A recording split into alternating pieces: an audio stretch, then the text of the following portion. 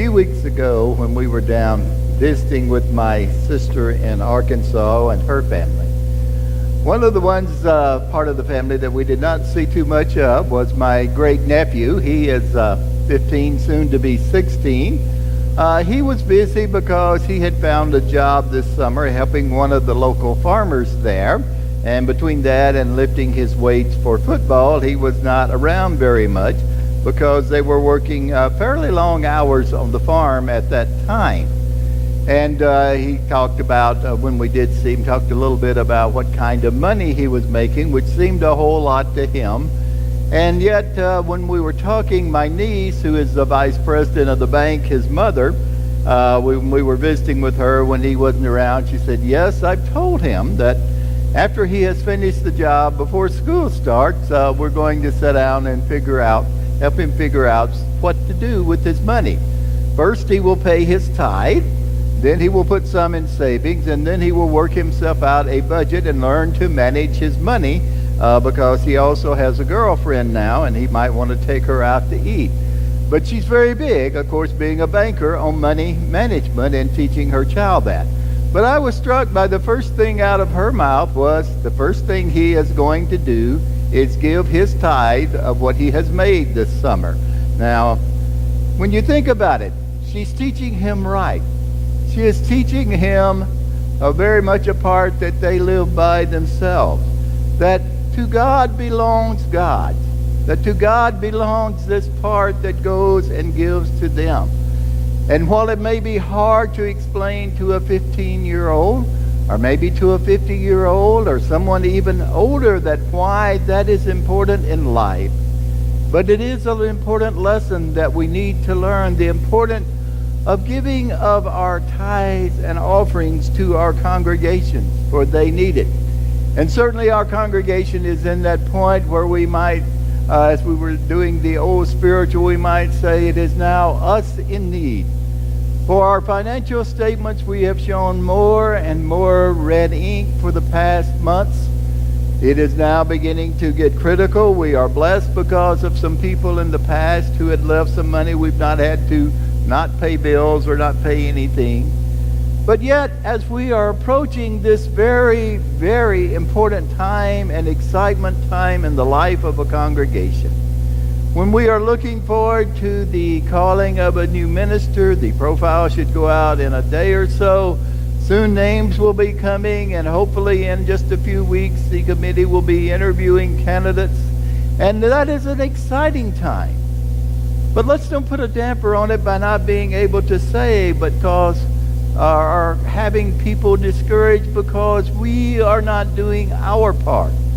And that is not up to the 10 people on the committee or even the church board. It is up to each and every one to look at this time when we are moving through to be faithful. Not say, well, let's take a seat and we'll sit back and wait. We read 2 stories today, were read for us from the scripture. The one there, the feeding of the 5,000, and this is recorded in all 4 Gospels, which means all 4 Gospel writers thought that was an important lesson and an important story for us to hear. And there it is, Jesus is out in the wilderness, and the people have followed him, and he teaches them. And it is getting late in the day, and then it is time to say, how do we feed them?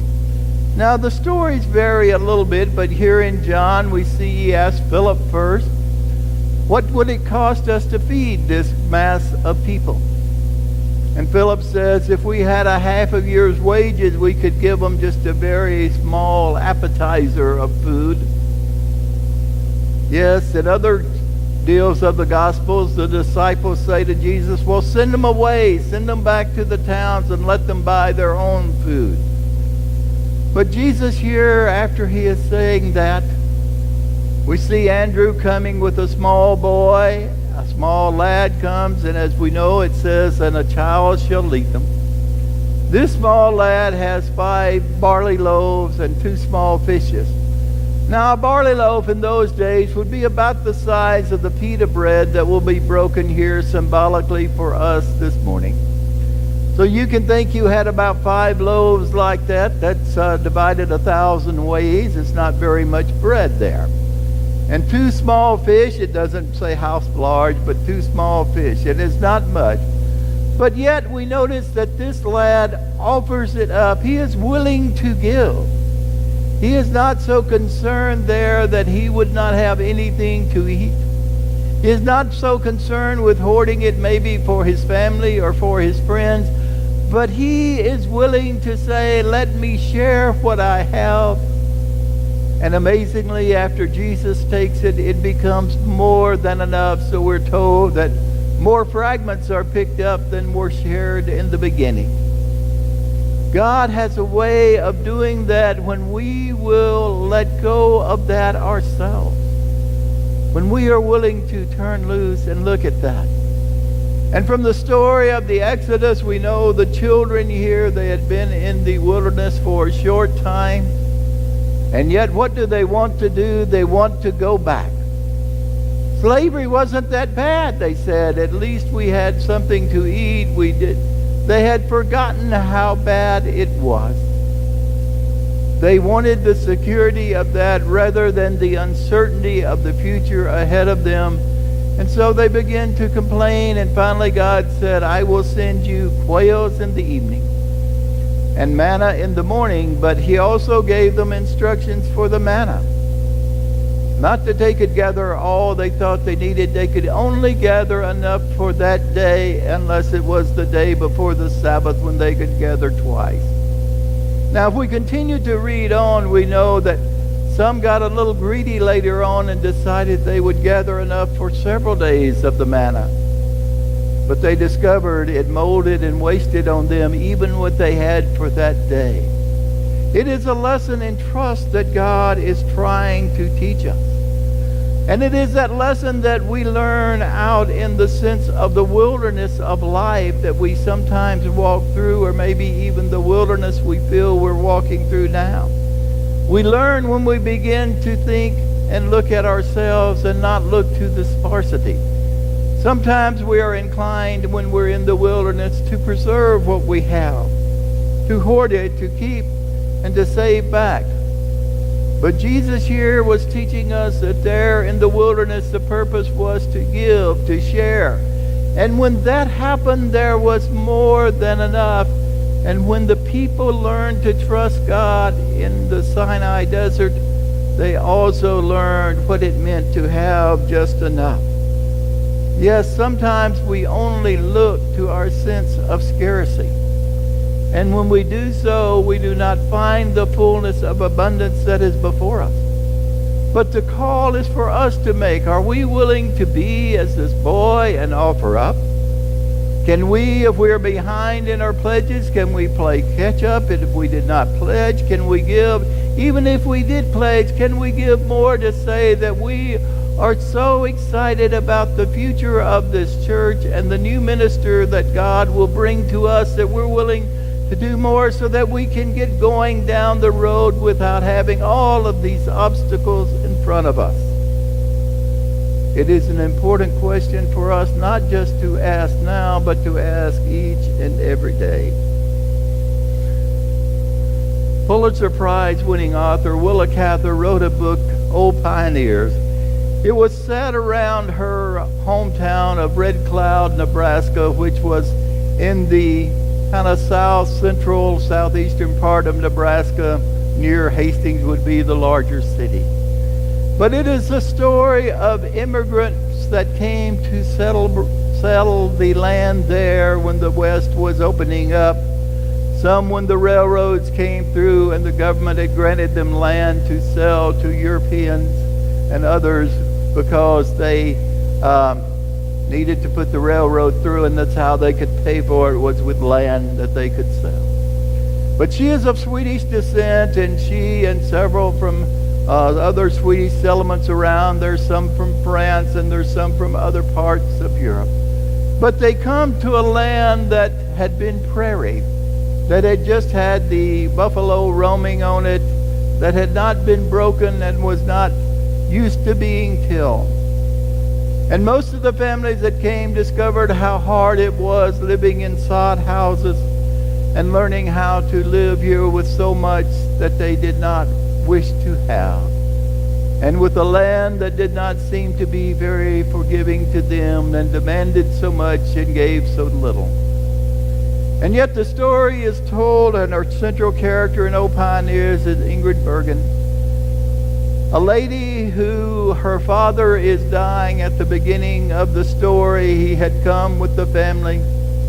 He has a daughter, Ingrid, 2 older sons, and then a real young son.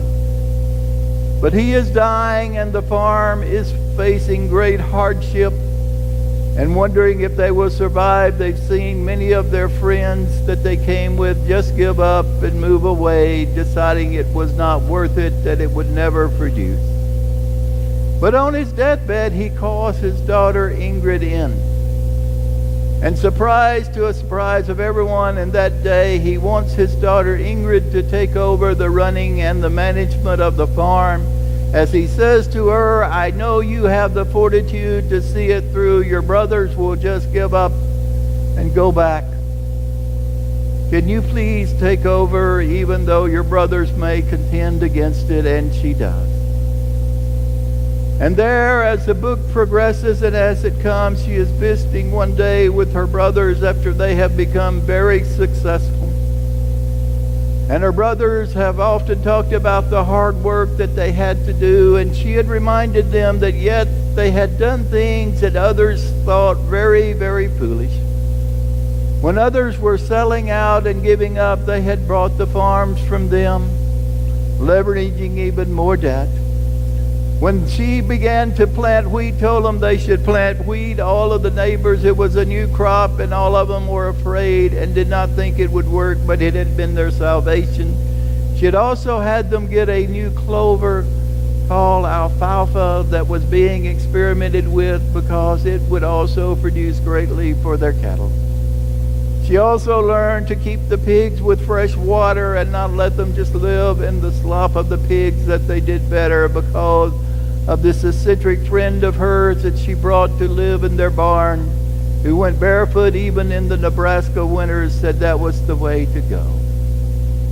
And yet she talks about, as she explains to one of her old friends who comes back, whose family had given up on the farm one day, as they're walking and seeing these beautiful farmsteads that they have, and she says, yes, we don't know what, we just kept tilling the ground, and one day it awoken from its sleep and began to produce much for us.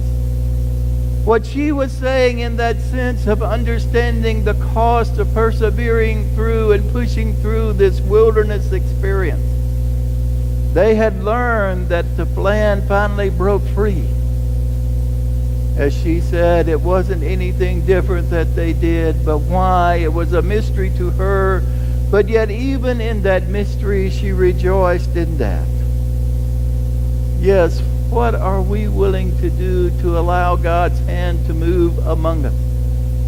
To move and to lead us through this end of this wilderness that we are, when we're beginning to see the promised land.